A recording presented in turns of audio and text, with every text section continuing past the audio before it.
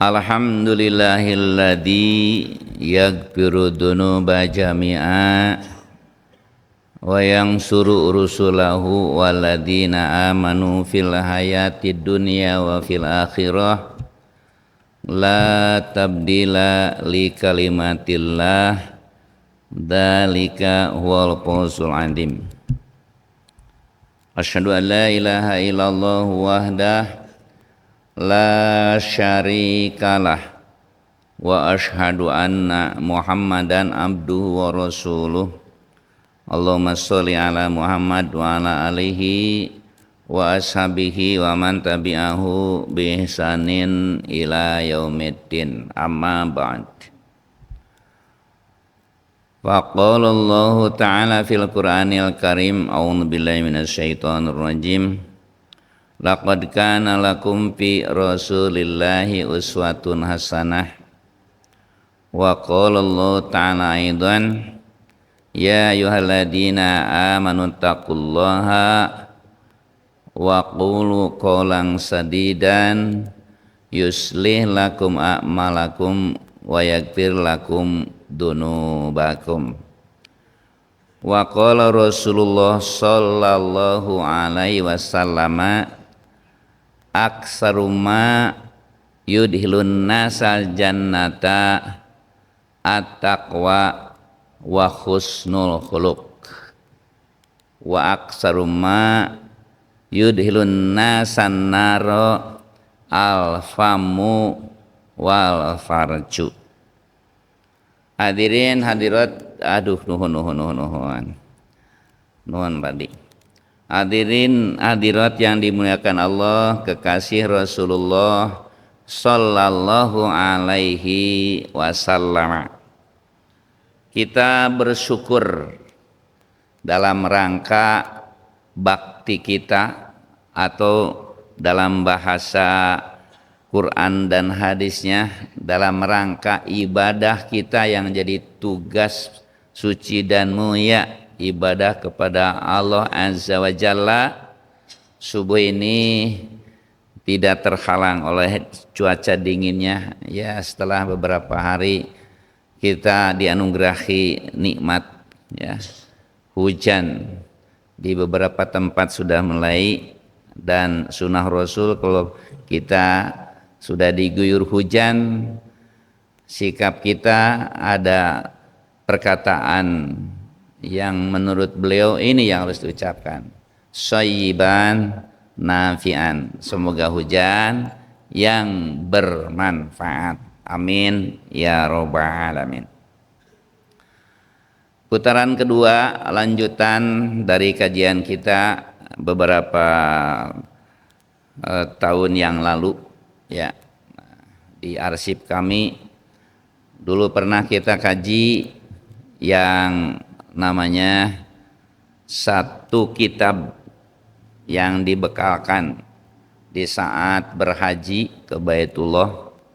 Judul buku itu betul-betul menarik kita, karena kalau di Saudi itu tiap-tiap musim haji itu biasa ada buku yang gratis yang ditulis oleh para ulama, kemudian dicetak para agnia, orang-orang yang kaya siap untuk mencetaknya dan membagikan. Judul buku itu adalah Sehari Bersama Rasulullah. Jadi ini putaran kedua, lanjutan, ya. Untuk menyambungkan dengan yang sudah kita kaji, biar nyambung dengan kajian kedua lanjutan ini. Dulu dalam kajian pertama tentang buku itu adalah Nabi sebagai teladan, dan Nabi sosok yang sangat ideal. Dari tubuhnya tak terlalu tinggi, tak terlalu pendek, tidak terlalu besar, tidak terlalu kecil, ya. Kemudian wajahnya cerah bagaikan bulan purnama. Bahkan para sahabat menyampaikan kesaksiannya. Waktu itu kita berjalan di malam hari dan di situ terlihat rembulan yang menerangi zagat ini. Tetapi ketika aku bertemu dengan Nabi, ternyata lebih indah wajah Nabi. Dan Abu Bakar As-Siddiq mengatakan, kami adalah penjelajah Jazirah Arabiyah. Tentu dalam berbisnis beliau ya, orang bisnismen yang sukses. Jalan ketika ada keberuntungan, jalan amanat dari Allah, zakat, infak, sedekah, sehingga beliau jadi orang-orang yang sangat istimewa dalam kedermawanan. Tercatat seluruh harta yang terakhir yaitu 4.000 dirham diberikan semua, dan Nabi tahu itu uang terakhir karena kemarin-kemarinnya sudah diketahui bahwa sisanya itu 4.000 dirham. Sempat Nabi bertanya, wahai sahabatku, aku tahu kemungkinan sudah habis ya? Iya.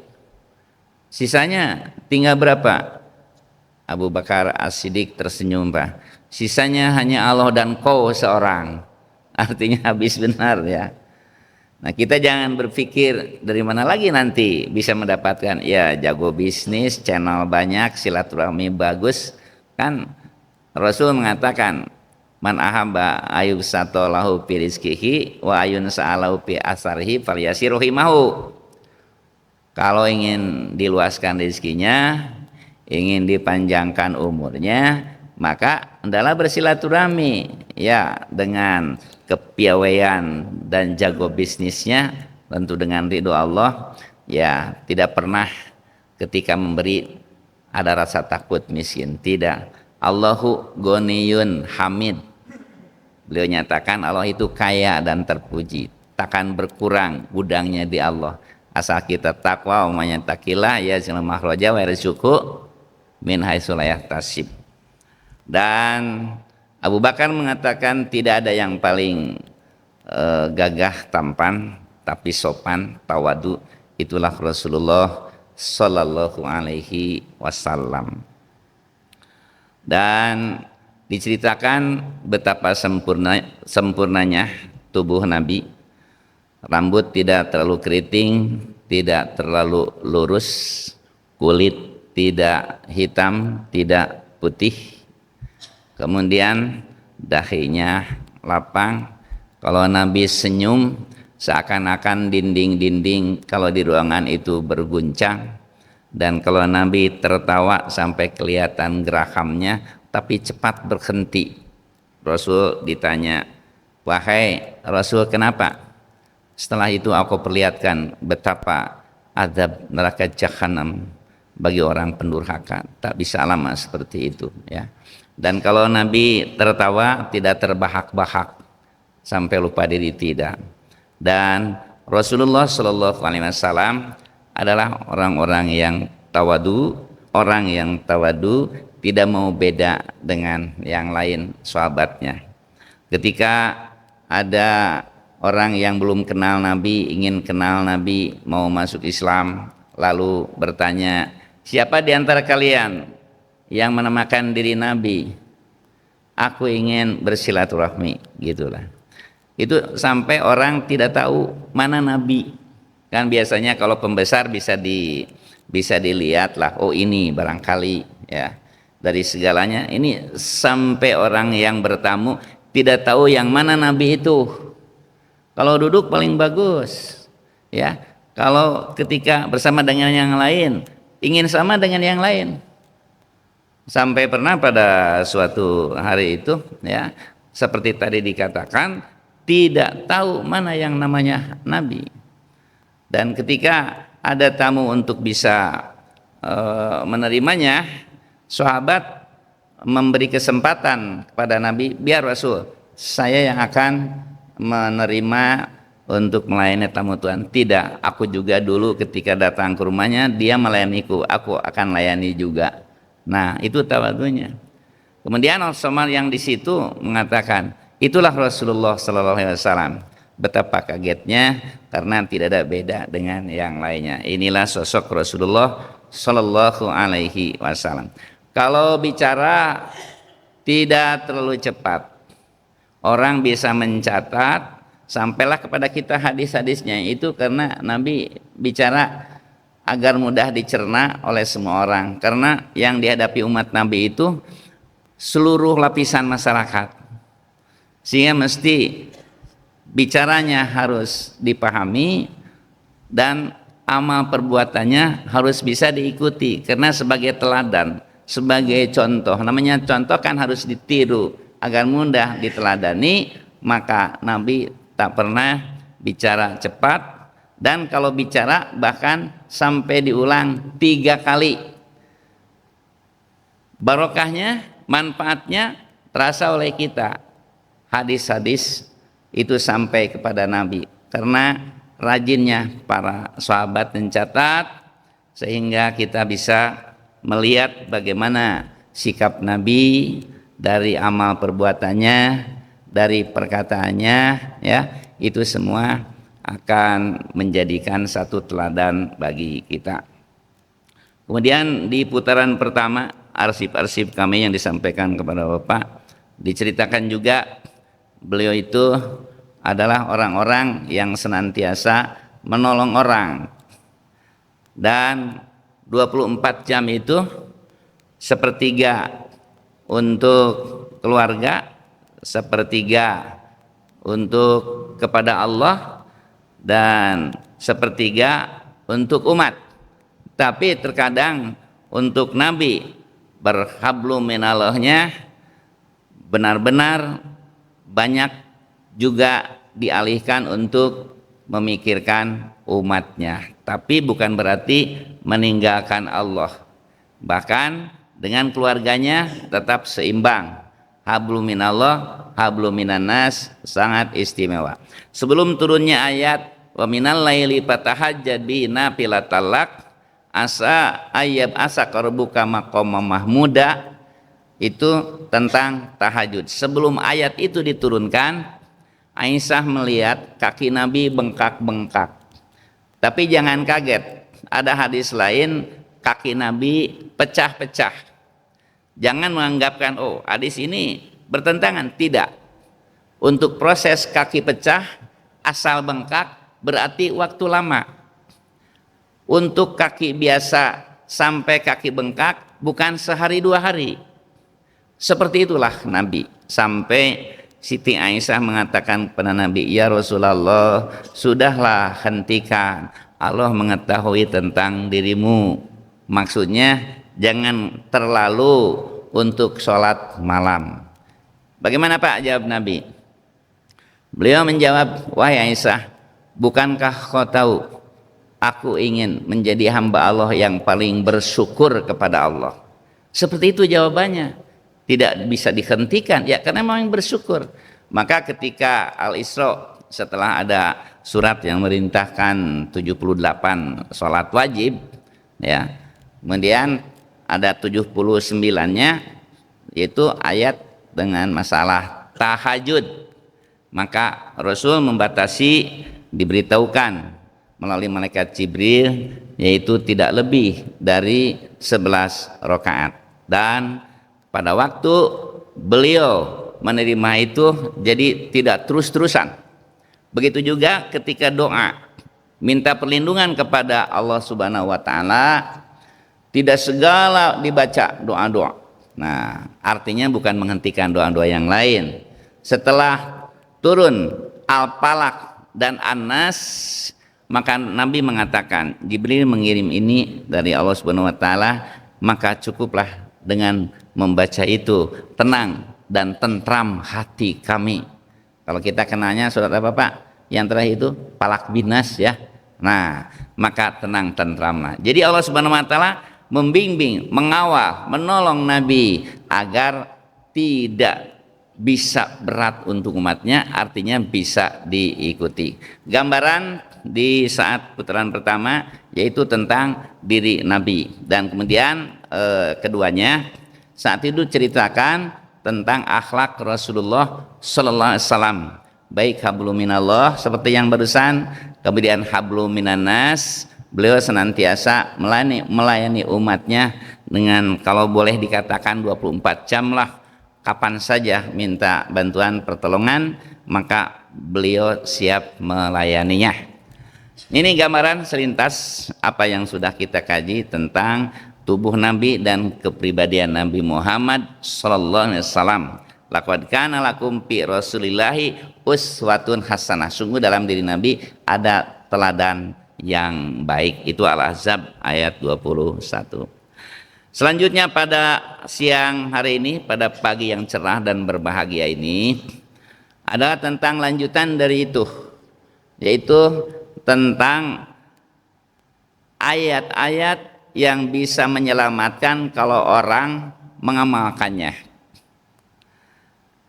Allah berfirman, ya ayyuhalladzina amanu taqullaha. Hei orang yang beriman, bertakwalah kamu kepada Allah. Wa qulu qaulan sadidan, dan katakanlah kata yang baik. Kalau kamu berkata yang baik, yuslih lakum a'malakum, amal-amal kamu akan dibereskan. Tanggung jawab Allah kalau sudah baik bicara. Karena perkataan yang baik itu tidak akan memberi kesempatan orang yang tidak baik untuk menghujat kita, untuk menghantam kita. Kalau sudah baik ya memang baik. Tidak ada yang harus diceritakan jelek dan lainnya. Maka Allah akan menjamin kalau kita baik, amal-amal yang tidak akan baik nanti langsung digiring oleh Allah menjadi orang-orang yang baik. Diawali dari perkataan. Makanya hadis lain, ihfad lisanaka, ya, jaga lidah. Kalau bisa menjaga lidah, dua keuntungan. Pertama, akan dibereskan amal kita. Allah menurunkan malaikat. Tidak baik juga digiring, diluruskan menjadi baik. Nah, itu wewenang Allah dan janji Allah. Innallaha la yukhliful mi'ad. Allah tidak akan salah pada janjinya. Kemudian yang kedua, yaghfir lakum dunubakum. Dan Allah itu akan mengampuni dosa-dosa kita. Beruntung kan berkata baik dan pahalanya dua. Satu, amal dibereskan. Yang kedua, diampuni dosa-dosa. Dalam judul satu hari bersama dengan Rasulullah, Nabi mengamanatkan, jaga lisan Anda. Dua keberuntungan. Sahabat di saat itu mencatat apa yang didengar, apa yang dilihat, apa yang dikatakan, dan apa yang diperbuat oleh Rasulullah. Pokoknya satu hari bersama Rasul itu padat catatan, padat dari ingatan, sampailah kepada kita sekalian dan tercetak bukunya. Akhirnya saya sampaikan kepada ibu bapak sekalian, mudah-mudahan ini jadi panduan kita di dalam ibadah kepada Allah Subhanahu wa ta'ala. Kemudian ketimbang Nabi memberikan ceramah di rumah, Nabi senang ngobrol, tapi dari isi obrolan itu betul bermanfaat. Kalau kita mendengar ceramah kan kadang-kadang bosan juga, Pak. Datang ke rumah, terima kayak dinasihati. Nabi tidak. Nabi menganggap semua sahabat itu bisalah. Walaupun Nabi tahu mungkin ini belum ada, sampaikan satu dua kata, tanggapi oleh sahabat-sahabat. Itu metode Nabi dalam mengasuh para sahabat, mengasuh umatnya, sehingga tertanam jauh di lubuk hati dan tak pernah tertinggal, terkenang selamanya, mungkin sampai akhir zaman. Dan beliau mengatakan, sesungguhnya Rasul tentang keluarga terbuka bagi kami, walaupun tidak komen, kami tahu bagaimana di rumah Nabi. Ibu bapak sekalian, Rasulullah SAW sampai membuat si orang yang bertamu sehari itu merasa malu. Tempat duduk diberikan, silakan Tuhan. Ini bukan untuk Tuhan ya Rasul. Ya boleh silakan. Aku diperintah oleh Allah, man amana yu'minu billahi wa yaumil akhiri fayukrim doifahu. Siapa yang beriman pada Allah, beriman pada hari akhir, muliakan tamunya. Kewajiban aku perintah Allah, silakan. Sampai seperti itu. Malu orang dibuatnya. Makanan, minuman siapkan. Apa yang ada saja. Kemudian setelah itu ngobrol lain. Bayangkan lama Pak. mulai dari subuh ikut bersama sampai menjelang maghrib terus isya lalu pulang. Dan saat itu juga satu kebahagiaan. Timbul pertanyaan bagi kita, memang apa saja kerjanya? Ya dia memang niatnya ngintip agar aku ingin mencontoh Nabi dan biasa diamalkan menjadi ahli surga. Karena perjalanan yang sebenarnya lurus perjalanan manusia anak Adam ahli surga.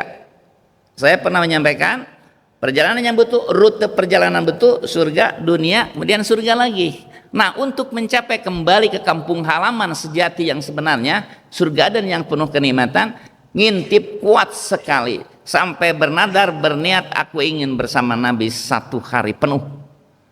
Banyak yang dicatat. Contoh lain, Rasulullah SAW ketika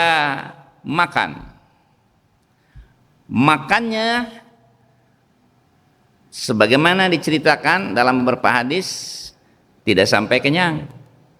Dan betapa kaget para sahabat juga. Ya mungkin kalau kita merasakan kan, kalau belum kenyang kita rasanya belum selesai itu ya. Tetapi Nabi akhirnya mengatakan, silahkan lanjutkan, tapi aku mudah-mudahan bersama umatku baru makan kalau lapar, makan pun tak sampai kenyang. Nah, rasanya ini sulit dilaksanakan ya Pak ya. Sekali lagi, kami bersama umat baru makan kalau lapar, makan pun tak sampai kenyang. Ternyata kesehatan akan didapat oleh orang yang makannya seperti kita berada di perayaan-perayaan acara pernikahan, acara apa saja, karena di situ bukan karena kita melaksanakan hadis, atau bisa juga karena melaksanakan hadis, karena memang yang lain sedikit-sedikit, masa kita yang paling akhir makan di acara tersebut ya akhirnya. Nah seperti itu. Minum juga tidak seperti unta yang kehausan, dan minum juga tidak sekali teguk, tapi berulang walaupun sedikit-sedikit. Sepertiga makanan, sepertiga minuman, sepertiga udara. Insya Allah kalau dilaksanakan oleh kita maka akan didapatkan kesehatan. Akhirnya aku dengar Nabi bicara kepada istrinya itu, walaupun tidak terbuka bersama dengan istrinya, betapa halusnya. Dan istrinya menyambut dengan suara yang di bawah suara Rasul. Di surat Al-Hujurat dijelaskan, awal kali orang ingin berkata pada Nabi dengan suara yang tinggi. Ketika menjemput juga Nabi belum keluar, teriak dari luar. Ada yang siul, mungkin ya. Kemudian ada yang tak tak tak tepu dan yang lain sebagainya. Kemudian teriak. Tidak keluar juga Nabi karena para sahabat menginginkan ada sesuatu yang dapat diajarkan kepada mereka. Akhirnya mereka berteriak, ya Rasulullah, dan seperti itu. Maka keluar Nabi, tapi turun ayat, janganlah kau tinggikan suara di atas suara Nabi. Di rumah pun istri-istrinya tidak berani untuk menyampaikan suara yang lebih dari suara Nabi. Karena apa? Hakikatnya kalau suara melebihi dari kita selaku orang tua, dari anak pada orang tua, dari istri pada suami, hakikatnya itu pembangkangan. Contoh, wahai anakku, ambil tuh air untuk bapak misalnya. Oh pak, saya kesiangan akan ke sekolah misalnya. Lebih tinggi berarti tidak akan melaksanakan. Diperintahkan pada istri, tolong bu, ambilkan Quran untuk saya, akan menyelesaikan tadarusan ini. Kata istrinya, aduh pak, ini sudah di air mau cuci. Nah, walaupun pekerjaan yang diajak bicara bermanfaat, tetapi kurang bernilai apabila suara di rumah melebihi suara kepala keluarga. Anak jangan melebihi suara ibu bapak, istri jangan melebihi suara suami, kita jangan melebihi suara orang tua. Maka dalam kondisi ini didengar, dilihat oleh sahabat yang ingin 1 hari bersama Rasul, ingin diteladaninya. Nah, selanjutnya Nabi bicara tentang keluarga. Selain daripada tadi suara, beliau menyatakan, Ada satu ayat di surat At-Taghabun tuh ya.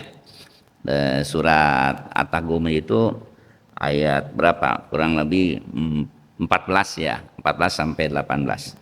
Di situ diceritakan, orang yang beriman, ya, orang yang beriman, sesungguhnya keluargamu, artinya apa, harta, di ayat lain ada harta, istri dan anakmu itu adalah musuh bagi kamu. Namanya musuh bagi kamu. Nah, itu artinya harus hati-hati. Dan satu sisi kita tahu di ayat lain, anak itu perhiasan. Senang kita kalau melihat anak-anak kita. Tetapi sisi lain, anak itu ujian bagi kita. Bisakah kita untuk menerima ujian dari anak-anak yang hakikatnya adalah amanat dari Allah, harus dijadikan anak yang soleh, soleha, sehingga jadi aset terbesar bagi kita selaku orang tua, anak sebagai ujian. Tetapi manakala kita lengah, tak bisa untuk menerima amanat Allah untuk membina anak, maka keluarga baik istri dan anak bisa menjadi musuh. Ayat selanjutnya diamanatkan oleh Allah, diperkuat oleh Rasul, hendaklah besar untuk memaafkan istri, anak yang ada di rumah kita. Nah, di sini kita jangan sampai terjadi percekcokan, apalagi keinginan ingin menang. Karena di keluarga percekcokan ada peribahasa dalam bahasa Indonesia, kalah menjadi abu, terus menang menjadi arang. Menang di keluarga bukan menang, tapi kerugian. Keluarga akan retak. Akhir yang tak bisa dicapai dengan damai, perceraian. Itu yang tidak diinginkan. Karena perceraian itu adalah halal, amal halal, tapi dibenci oleh Allah. Maka Nabi di situ mengutip apa yang diturunkan di surat At-Taghabun, hendaklah kau mempunyai rasa maaf, siap memaafkan. Kita pun ada kekurangan dan insya Allah Allah akan memaafkan kita.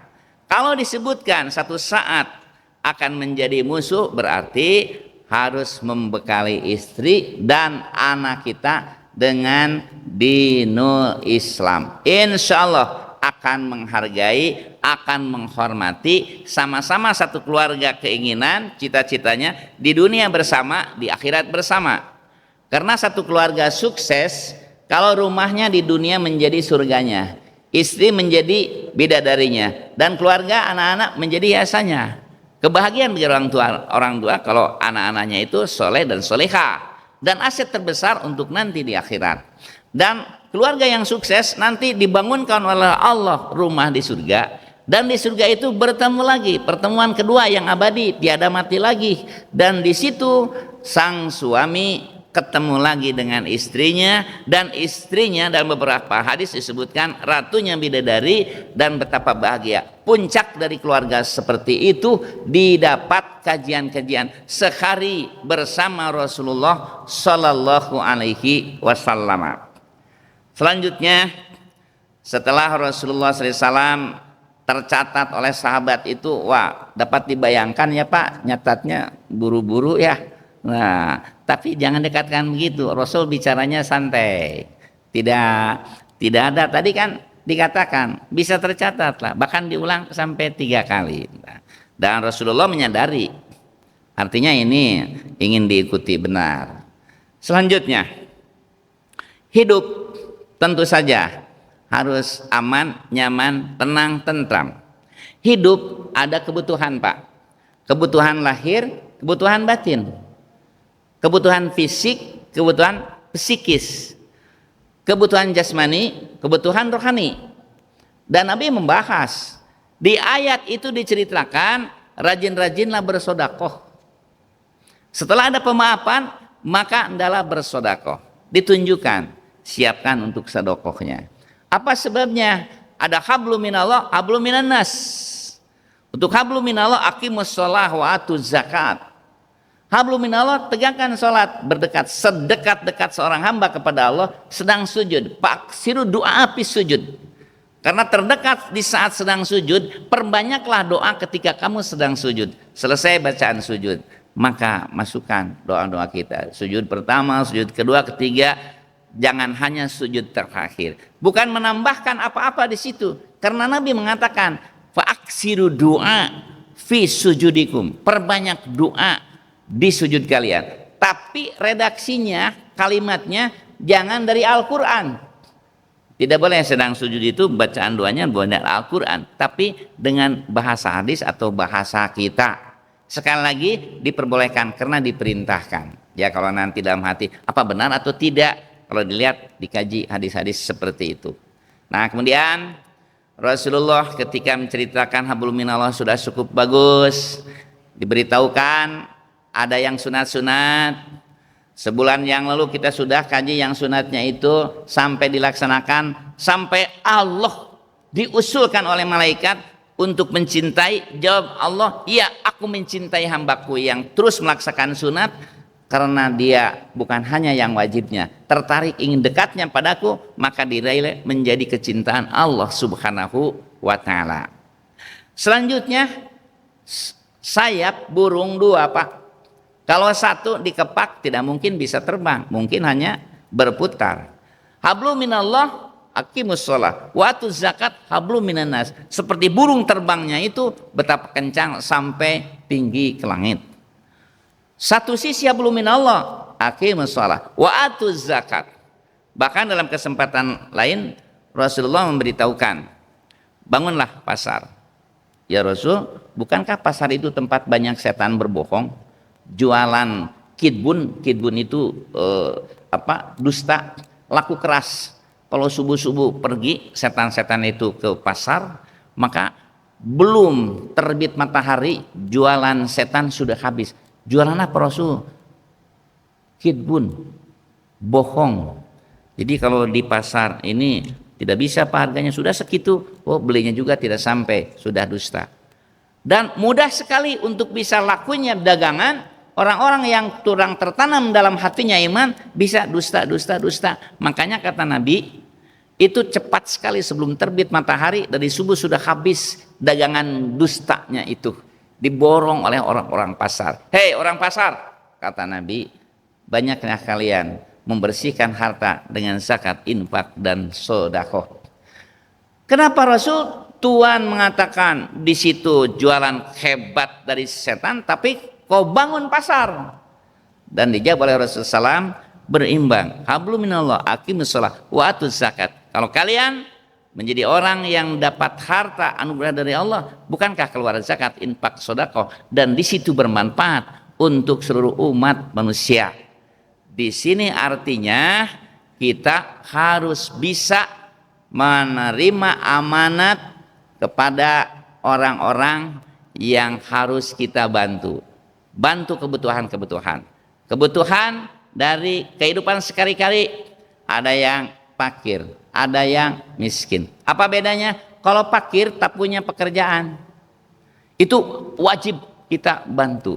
Jangan berkata capek kita carinya, uang harus diberikan. Justru di situ nilainya. Nah kemudian miskin itu punya pekerjaan, akan tetapi tidak bisa mencukupi untuk memenuhi kebutuhannya. Itu juga kita turunkan dari zakat. Makanya ada fakir, ada miskin. Maka di sini kita harus jeli. Jangan sampai orang datang ke rumah minta bantuan. Lebih bagus sebelum mereka minta bantuan, kita memahami ada kelebihan. Datangi orang. Datangi. Dan tangan kanan memberi, tangan kiri sampai tidak tahu. Amanat dari Rasul dalam sehari bersamanya diantaranya untuk seimbangnya hablum minallah dan hablum minanas. Kalau seimbang hablum minanas, ya datang kecintaan dari Allah subhanahu wa ta'ala.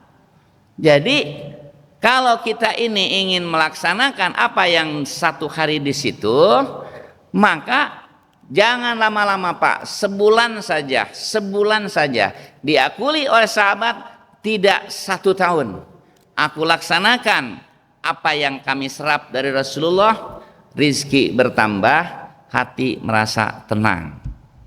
Bayangkan, rizki bertambah, resepnya memang apa yang disampaikan oleh Rasulullah. Orang ada kebutuhan, kebutuhannya dihargai, dihormati. Ada orang ada kebutuhan, makan minumnya, pakaian, perumahan dan lain-lainnya. Itu upayakan untuk kita buat target mana yang pas. Tentu harus sasaran yang tepat. Karena kalau memberi pada yang tidak tepat mungkin disebut menghinakan, ya. Kalau memberi kepada yang membutuhkan merasa. Nah, di sini Rasulullah sallallahu alaihi wasallam memberitahukan bahwa dalam kehidupan ini karena lamanya akan tahu siapa yang memerlukan, siapa yang tidak. Dan tak kalah pentingnya berdialog dengan Rasulullah tentang silaturahmi. Maka Rasul mengamanatkan berjamaahlah. Dengan berjamaah kok kenal dengan satu dan yang lainnya. Dan setelah berjamaah tidak lama Nabi menyampaikan beberapa kata, beberapa hadis lalu bubar. Dan Nabi Muhammad SAW mengetahui mana yang sakit mana yang tidak dari laporan. Kemudian datang berkunjung. Dari itu semua betapa hati dekat dengan umatnya. Satu sisi dipelihara silaturahmi, terutama dalam sholat berjamaah, sehari semalam 5 kali bertemu.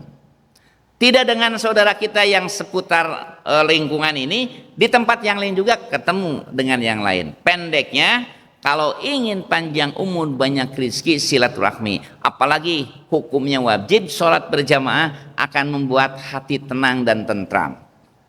Kemudian di samping itu diamanatkan juga bahwa dalam kehidupan ini kita dibesarkan oleh ibu dan bapak.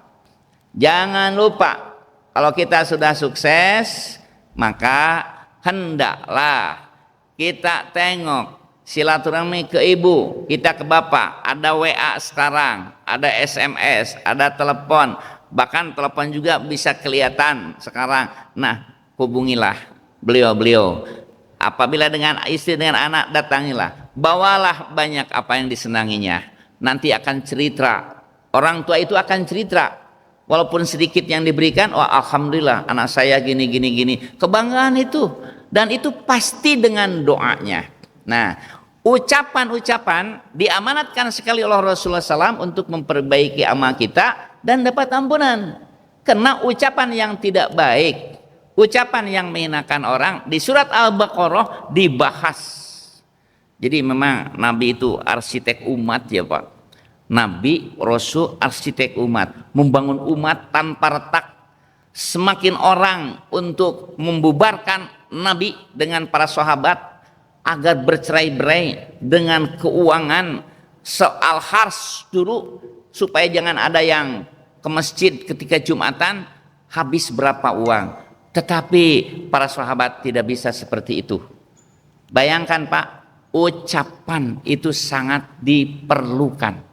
Kita lihat di Al-Hujurat, janganlah satu kaum untuk bisa merendahkan kaum yang lain. Laki-laki jangan merendahkan laki lain, perempuan jangan merendahkan perempuan yang lain, tetapi salinglah menghargai. Dan kalau kalian itu berbicara, hendaklah yang baik. Kalau kalian itu orang yang baik tetapi melukai hati tetangga, itu bagaikan makan bangkai. Bagaikan makan bangkai. Dan janganlah kau itu untuk bersuudon. Inna ba'dodoni ismun. Sebagian dari sangkaan pada orang itu adalah dosa. Satu hari sahabat lapor pada Rasul, ya Rasulullah, saya sudah tidak nyaman lagi untuk bertetangga dengan si Pulanah. Memang kenapa? Sesungguhnya pasti mengata-ngatai aku. Mending kalau aku tidak mendengar. Akan tetapi kalau aku dengar tidak enak. Perkataannya itu Masya Allah. Kalau aku mendengar cerita dari orang lain, dia menceritakan aku, apalagi? Kata Nabi, dia bagaikan makan bangkai saudaranya. Apa benar Rasul? Ya, kau bisa menyaksikan. Dari perkataan itu maka timbul keinginan untuk memperhatikan si ibu yang rajin ibadah tapi kurang baik mulut yang mengucapkan perkataan yang tidak baik.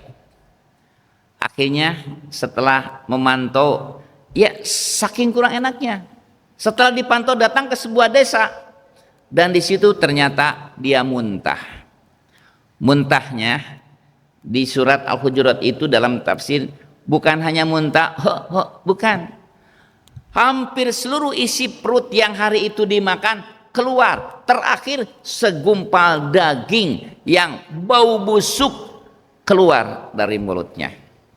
Setelah itu dilihat sampai hampir-hampir kepalanya ke bawah tanah di saat muntah, sampailah berita kepada Rasulullah Sallallahu Alaihi Wasallam.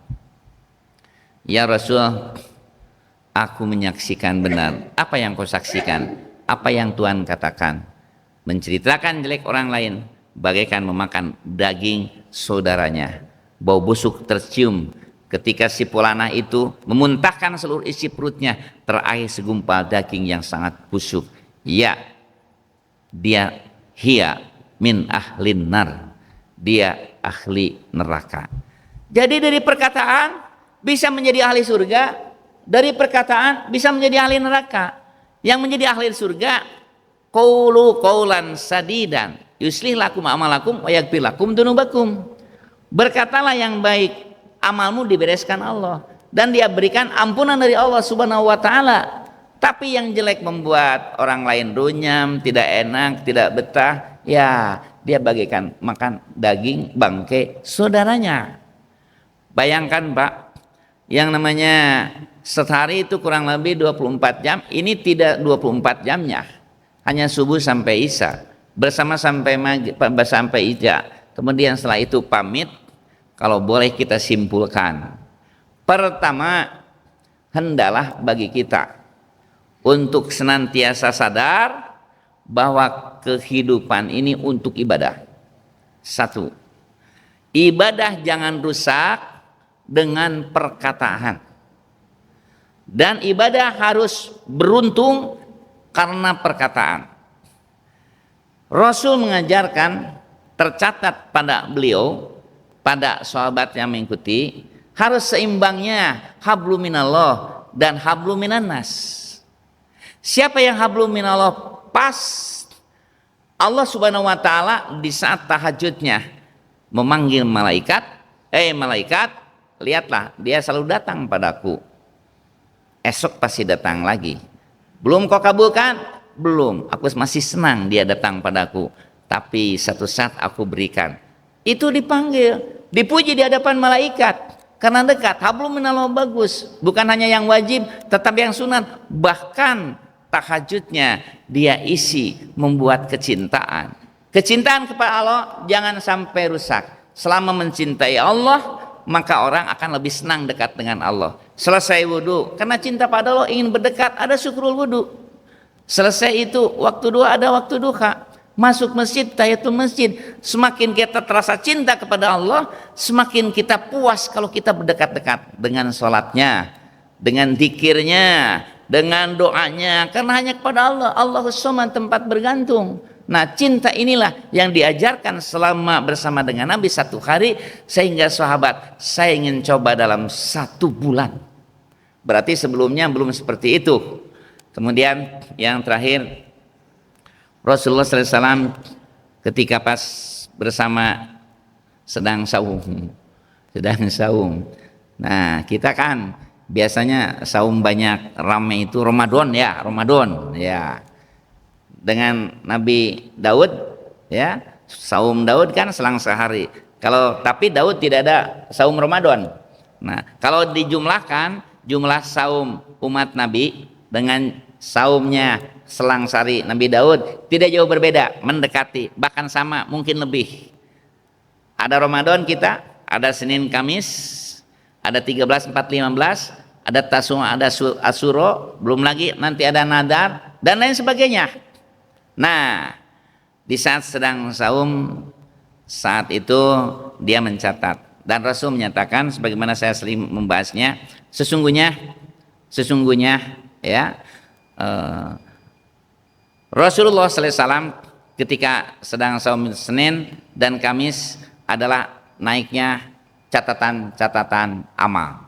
Dan catatan amal itu benar-benar untuk bisa tersaksikan oleh Allah Subhanahu wa taala, oleh malaikat. Dan kemudian di samping itu kita juga melihat bahwa catatan dari para sahabat yang terus dari anu sampai terakhir, Bukhari sebagai perawi dan Muslim juga meriwayatkan, dan banyak yang lain-lainnya, kalau seimbang itu akan menjadikan satu kebahagiaan bagi kita. Itu dulu yang dapat kami sampaikan. Barangkali ada pertanyaan yang akan kita kaji bersama. Terima kasih.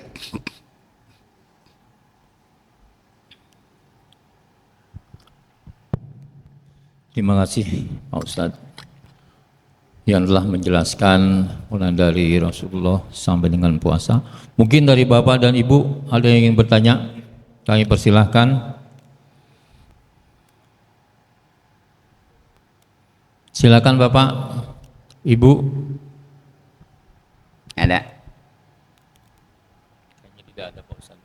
Mungkin pada segera ingin ke saya tambahkan Pemda. sebentar. Saya tambahkan. Ya. Tadi saya sampaikan Nabi makan sepertiga. Tapi barusan saya sampaikan bahwa Nabi sedang saum. Yang dimaksud makannya buka bersama ya, ketika sedang maghrib itu. Dengan demikian tidak ada tojaiyah tentang Nabi makannya tersaksikan dan Nabi saumnya tersaksikan. Makan yang dimaksud adalah waktu maghrib. Dan ternyata kalau Ibu tidak ada pertanyaan, saya berharap khusus menasihati diri saya sendiri, mari kita coba 1 bulan saja ya Pak, mari sama-sama. Karena kita di dunia ini, saya tidak terasa juga, alhamdulillah sekarang mau menjelang 71 tahun ya. Jadi kita cobalah yang ingin sesuai dengan sunnah, mulai dari bangun jam 2 enak bangunnya itu ya. Setelah itu kemudian olahraga dikit, agak hangat-hangat, mandi, karena mandi itu akan hangat Pak.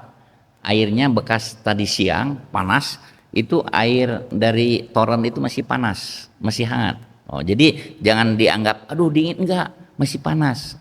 Nah, jadi setelah itu kemudian siap-siap ada tahajud, dan kemudian sholat, persiapan pergi ke masjid. Dan di sini jadikan, karena di zaman Nabi biasanya, kamu dari masjid mana? Jadi bangga sekali, saya masjid anu, arti Nabi tahu siapa imam di situ ya. Nah, kemudian setelah itu siap, kalau saum ada sahur.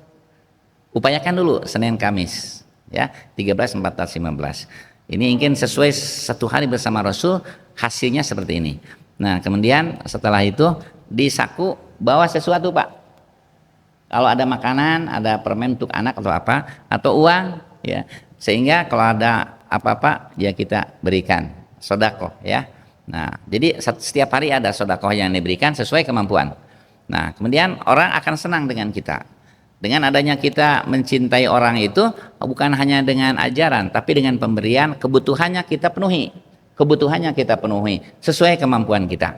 Nah, setelah itu bagian dari memberikan hablum minanasnya, hablum minallahnya jamaah terus bersama, bersolat berjamaah. Hablum minanas tercapai, hablum minallah tercapai.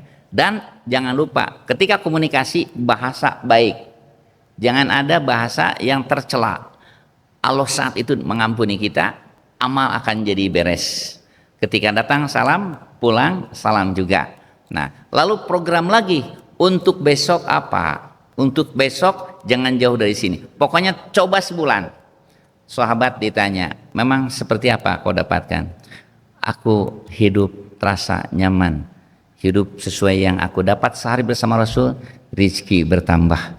Bukankah itu penting untuk perjalanan hidup kita? Bersama dengan lain akur beres, hablum minallah beres, meneladani Rasulullah, insya Allah 1 bulan coba catat mulai dari sekarang catatan kita dalam meningkatkan ibadah kepada Allah Subhanahu wa taala. Hasil kajian di Masjid Peruri pada hari ini putaran kedua dan selesai insya Allah putaran ketiga, dan setelah selesai ini coba 1 bulan. nanti sahabat selanjutnya ada komunikasi lagi dengan Rasulullah SAW. Itu saja Pak Haji yang kita kaji pada hari ini. Kalau sudah tidak ada, mari berdoa pada Allah Subhanahu wa taala. Mari kita tutup dengan bacaan Kifatul Masjid. Subhanallah wa bihamdika asyhadu an la ilaha anta wa astaghfiruka wa atubu ilaik. Billahi taufik wal hidayah. Wassalamualaikum warahmatullahi wabarakatuh. Waalaikumsalam warahmatullahi wabarakatuh.